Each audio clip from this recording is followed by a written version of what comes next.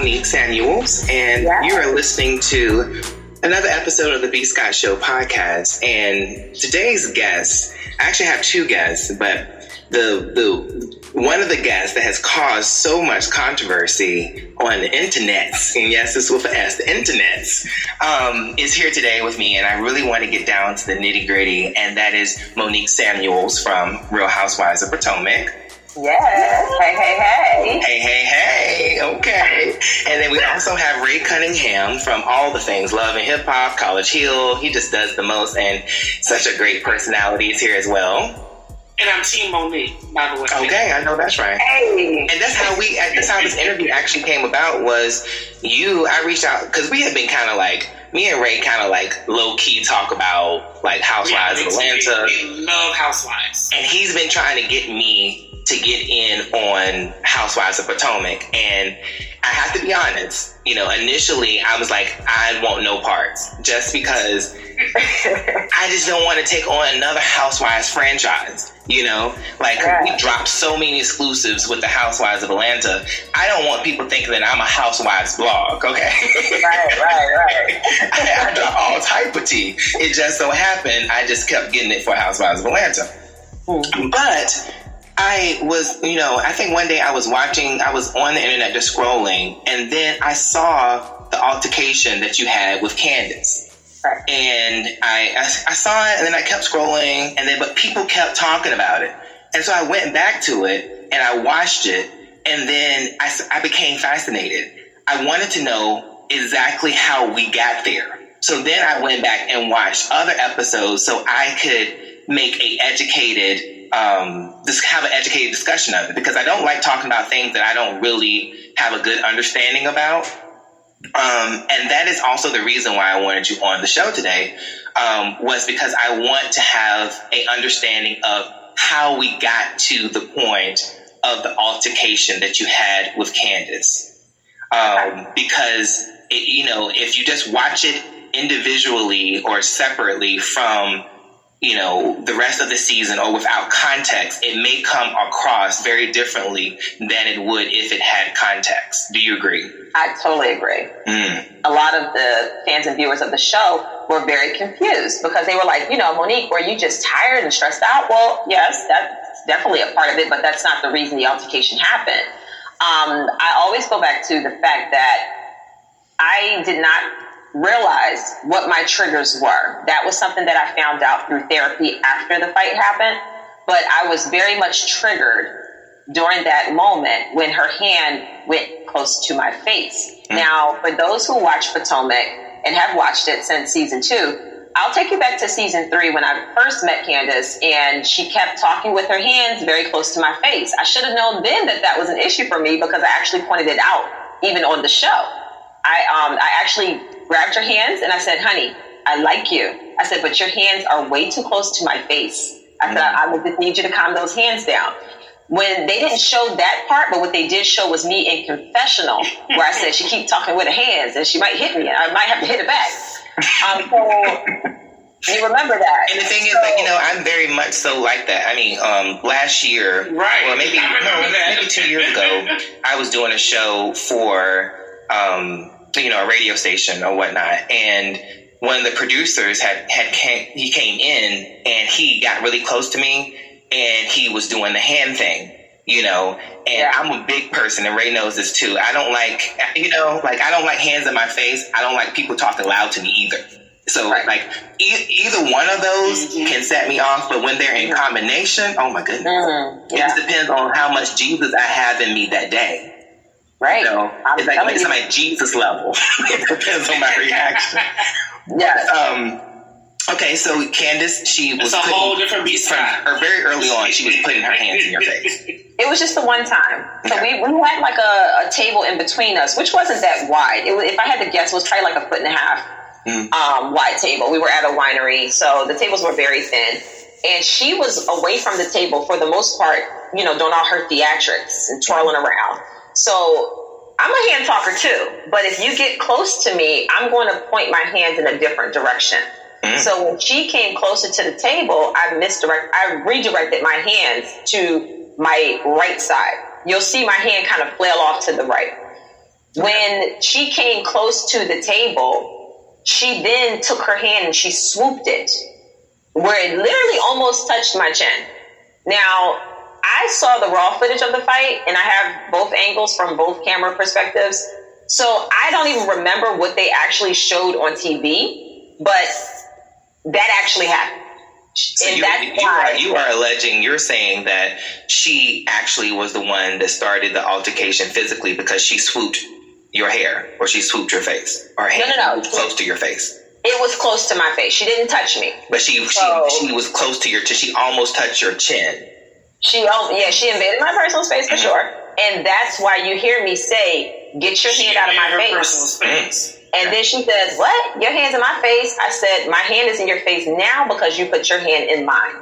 I said, you need to back up. That is called a warning.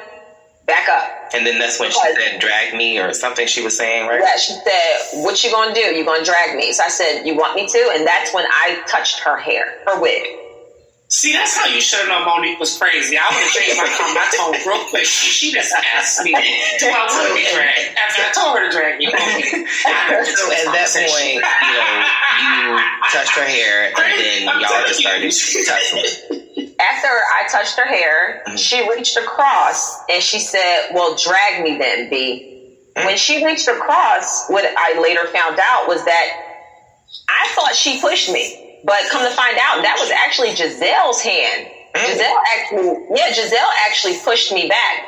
And I'm not going to sit here and say that she did it in a malicious way. I'm going to say that maybe she saw where it was going and she's like, whoa, wait, hold up. Mm-hmm. But you thought that was Candace, and that's what took it to the next level. Yes. So I thought Candace reached across and pushed me. So at that moment is when I actually grabbed her hair. Wow. Girl, you yanked her spirit. Everything that happened after that was simultaneous. I grab her hair. She hits me with the glass. Wine splashes in my face. I reach across with my other hand. I pull her down and commence to punching her in the top of her head. Which I punched her in the top of her head twice. But it's just it's like how you said the show, and I commenced to punching her. I'm just imagining the way her wig looked when she finally got loose. It was tousled, honey. But everyone was confused as to why. They're like, why were you holding her? Why were you holding her? Because she was slinging wine glasses. I already got busted in my face with one. I was not about to let her hit me again with other ones. If you can actually see her taking glasses and flailing them from left to right. I did see that. After she had already hit me. And I did not. Yeah, the crazy thing about it is that, that's when a situation that's already not heading in the right way, it's already, you guys are already tussling and stuff, but then you take it and throw, basically gasoline on it when you throw wine on someone and try to hit them with a piece of glass, because then that goes to I'm now in survival mode. Because glass can cut you. You could bleed out. You could, I made it all these years on Earth, and no one has ever touched my face. So, if somebody touched my face, and then I think that there's some blood or something, that's going to take me to a whole nother place. Hey there. You're up for getting down with low. I didn't even realize that my mouth was bleeding until I was taken to the back room. Mm-hmm. So after everything ended, I let her go. First of all, there was a moment where it was almost like my body took over and was still moving without my thoughts being present along with my actions. It was just weird. Mm-hmm. Yeah. And I kept calling it blacking out. And people kept saying, they kept getting confused because I kept saying I blacked out. I don't mean I physically blacked out, don't remember or anything like that. It was almost, I didn't know what other word to use to describe what I felt in that moment because I've never experienced that before.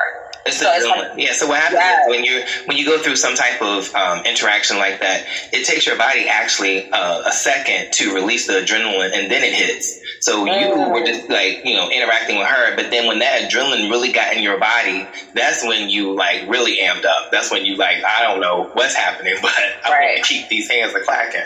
Right. So to the extent where when I finally realized all that was going on and I was still holding her, when she finally stopped throwing glasses, I looked around, and then that's when I let her go, and then they escorted me to the back room. That very moment after, I was standing there with one of the producers, and I was like, what just happened? Like, I'm like, what is on my face? I was like, is it blood on my face? Did she hit me with a wine glass? I couldn't even recall in those very seconds right after the fight what all happened. Where did it come from? It was the inside of my mouth. So when she hit me, what you see, if you were to like freeze frame it, you'll see that I had wine splashed in my face. Mm-hmm. What you don't see is the glass actually hit me at the same time as the wine is coming out and splashing all in my face. Wow. So what happened was the wine glass was fully intact. It wasn't a broken glass. The wine glass that she hit me in my face with caused my tooth to cut the inside of my lip. It split the whole inside of my lip open. So the impact from the force of the glass hitting my face caused my tooth to bust the inside of my lip. So when I went to the back room, and it was a bad wound. Like, I had to go to the dentist and get my tooth checked to make sure that it was still intact and it wasn't like shaking or wiggling. And then my dentist examined the wound, and she wrote up a whole, statement about it and everything, seeing what she found. And she said this wound is a result of impact, like blunt force. It's not the result of a broken glass that sliced you. Blunt force trauma, legal term. Look there. So she said that type of wound happens when there's force behind an object, not something falling over on the table as the other women wanted to claim. Correct. Or a glass probably just fell over. How can a glass fall over? I'm 5'7". How can a glass fall over and cause that type of wound inside my mouth? Like, come on. So they all want to deny the fact that happened, even including, the people in charge. They don't want to see it for some reason. They keep saying, well, you alleged that she hit you with a glass. No, she did hit me with a glass. Like, it's literally what happened. And I have a wound to show and prove that. Like, I don't get whatever. I won't even get into that because that frustrates me every time when I know something happened and somebody's trying to say it didn't. And I was there. What was going through your mind when you decided to charge back and try to get back in there and get to her the second time? She was yelling outside my door, fired, hood rat B, the ghetto came out, hood rat B, hood rat this, that, and the other, you're fired. So I was like, oh, okay, she's still talking, I'm fired, let me go finish her off. Ooh. We need some sound effects for this because she's just dropping all type of bombs and explosive sayings. Okay. I'm just being completely honest. My adrenaline was pumping. I was already at that moment in fight mode. So if I keep hearing you pop off, I'm going to keep fighting. Like, it's like your body just something just takes over. And so probably you tasted that blood in your mouth. Right, like a dog. Bitch, I'm telling you, I don't do well with my own blood. So if I don't know. See, the thing is, I try not to be, when I was looking at the situation, it's two sides of the thing, it's kind of like in some ways, and, hopefully, Kenya won't get mad at me, but the truth is the truth. And it's kind of like, the altercation, it's different, but it's the same in a certain way. Like Kenya and Portia's altercation, right? It's just like when you are doing certain things, you have to understand that there is a potential for a person to act in a way that you may think that a person should never do. Do you get what I'm saying? So when Kenya was doing that blowhorn, that big horn, and she was kind of like yelling at it and, saying things to Portia, and then Portia gets up and then it all kind of, spirals from there. I'm just saying you have to have a certain expectation that if you do certain things, that a physical altercation could occur from that. So when I was looking at Candace, she's talking a lot of shit, and she's very loud, and she's moving her hands, and I just feel like, I'm torn between, there's a whole side that says, okay, well, adults and grown people, grown women should not be putting their hands on each other. There's no words that could cause you to go physical, right? Right. And then there's the other side is like, nuck if you buck. If you talking all that shit, you might get slapped up. So I'm trying to, Like, and I think it just depends on the situation. And I was always, because I'm from North Carolina, I was always raised, if you're going to talk shit, you better be ready to fight. Right. And that's just what it is. If you talk big shit, then you might be in a big fight. Right. Right. And here, I'll go as far as to say that we're all individual people. We are shaped by our experiences, and we're shaped by our past. And you can never tell a person how they should react in a situation because you don't know what road that person been down. Right. And at the end of the day, that is why it's imperative that we show respect to people. We can have a disagreement, but we can talk in a way or treat a person with respect even while disagreeing, and not hit below the belt or anything like that. Now with her, she didn't say anything to me that triggered me. It was her actions. It was the hands near my face. Now, if she had just been an inch closer, she would have hit me in the face. Like her hand would have hit my chin. Yep. So at the end of the day, she doesn't know that what I found out later on in therapy, 6-year-old Monique jumped out and defended herself because 6-year-old Monique was bullied and parented in a bully way. My dad was one of those people where he would put his finger like right in your face. And as a 6-year-old child, there's nothing I could do about that because that's dad. And that was how he parented in some ways. He wasn't like, my dad's a great father, but when it came to that type of interaction, it took me back to a childhood place where almost like, oh, now I'm grown and I can defend myself. I can stand up to this behavior because I don't like it. So she took me back to a place of being bullied in the home, being bullied in school, all of that came back rushing. I could not have known or foreseen that coming either myself because I did not know what my triggers were. That's why I believe therapy is so important, to understand why you are and why you react why you are who you are and why you react a certain way, because a lot of that is shaped by our experience through childhood and everything else. So that's why, to me, certain buttons you just don't push, and you kind of like, you have to gauge who you're dealing with when it comes to those types of situations, because you never know what you're going to get. Right. I'm a person where I don't nuck unless I'm ready to buck. I don't start fights. I never have started fights, even growing up. My mom always taught me, if somebody comes to you with some stuff, you defend yourself, you handle yourself, but you don't ever be up in nobody's face unless you want to get knocked out.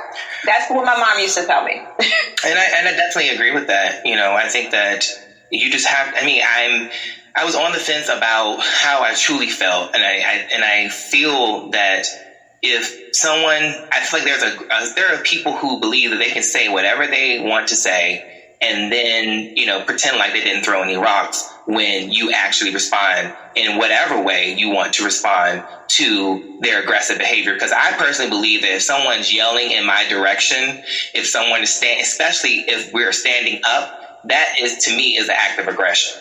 So you yelling at me, I don't allow anybody to yell at me. That's why I said years ago, I said no to Love and Hip Hop when they wanted me to be on the show, because I know that I personally am not built that way. You know, like I'm the type of person who's like, you know, I get an altercation on the show and somebody does something to me, then I'm going to go and get something and then I'm going to come back and then I'm going to be in jail. Ray knows I'm that type of bitch. No, you ain't ever going to get the best of me. I'm going to go and come back. And when I come back, we're going to settle this. And I work too hard to be in jail for some reality stuff. And BScott and I talked about the situation on Potomac, and we've talked about my own situation and on Love and Hip Hop, and because he was interested in knowing, like, why are you Team Monique, or I know you're friends with her, but how do you feel about the situation, being that you were attacked on TV? And I said, like you and I discussed earlier, Candace, in my opinion, wasn't attacked. She asked to be dragged, and then you all had a back and forth with each other. In my situation, I didn't ask to be dragged. I didn't want to have any communication with the person, and I said I didn't want to talk to them. I didn't want to hug them. I was being forced to make amends with someone after 8 months of drama, on the reunion stage, and he felt slighted by my facial reaction. And so when he came in for a hug, it turned into a sucker punch. Wow. So people online were saying, well, that happened to you. Why are you supporting Monique in this situation? You should be Team Candace. And I wasn't Team Candace because I know that I don't provoke fights. I don't ask anyone to beat me up. And then when it happens, play the victim. And Monique and I talked about that because she knows, my reality TV history. Yes. Seeing some of the things that Candace had to deal with and seeing some of the things Monique had to deal with on their show, I related to both of them. The aftermath of it all, and having to live through it and then still film and then still have to wait to talk about it publicly. I lived through that and I've done that. So I understand exactly how Monique is reacting. She went into defense mode because at this point, it was already an irritated situation. I don't know what show everybody else watched, but that was an already irritated situation with you all from your birthday trip. When you guys were at that cabin, it was already strained then. So this was just like at any moment, anything one of you all said to each other, I think it would have went left. I think she was very bold to be arguing with you because you already threatened her. Well, you already told her once before, girl, I'll drag you pregnant. So I don't know why she didn't think you wouldn't do it not pregnant. So I just think in that situation, she bit off where she could cheat. Oh my goodness. I mean, this interview is so good. We have to split this up into 2 parts. And we're going to